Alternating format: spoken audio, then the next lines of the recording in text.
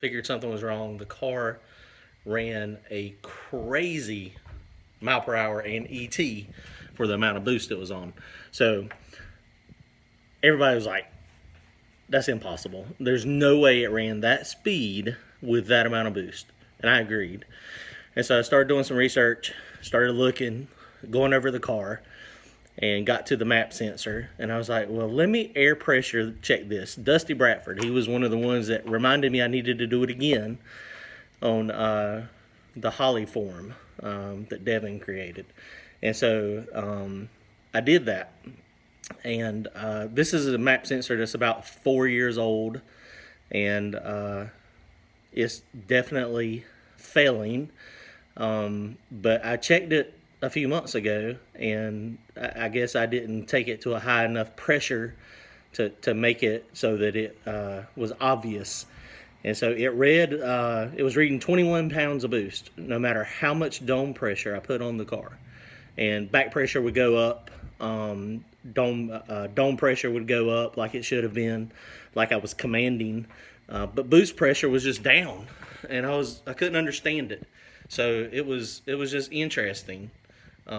So check this out. Now this map sensor is about 4 years old.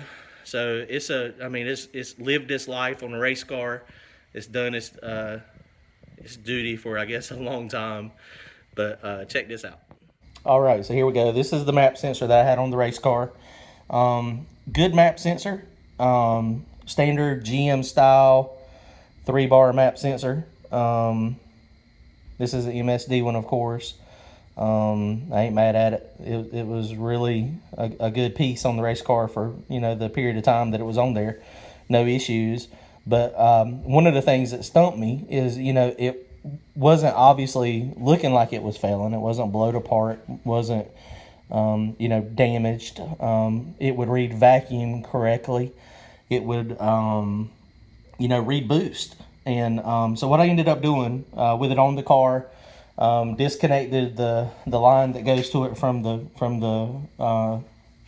elbow, the vacuum source, the boost source, and basically just put some compressed air on it, onto the sensor while the laptop was plugged up, and so I would look at it and see what it done. So once it looked like it was reading perfectly fine, and then it got to 21 psi, and I had my regulator on my air compressor set about 50 psi, and it just wouldn't go any higher than 21 psi. And I was feeling a little bit of air, and I thought it was possibly from the rubber hose not having a good tight fit. And then as I started investigating it a little bit more, it become clear what was happening. Check this out. So here we go. I've got the handy dandy little air compressor hooked up to the map sensor, just like I did on the car. Put a little bit of soap on it to make it a little easier to see on the video. But when I started hitting it with the compressed air, watch what happens. It is leaking, and that leak does not start happening till 21 psi. No matter how much air pressure I put on it, it reads 21 psi. So, that's a problem. I don't think I heard anything on the car. I don't know how much boost it actually made. More than 21 psi, but it could be 25 or 30 or hell 35 or 40. I have no idea. It did have quite a bit of timing in it at that point, but the plugs look good. So I mean,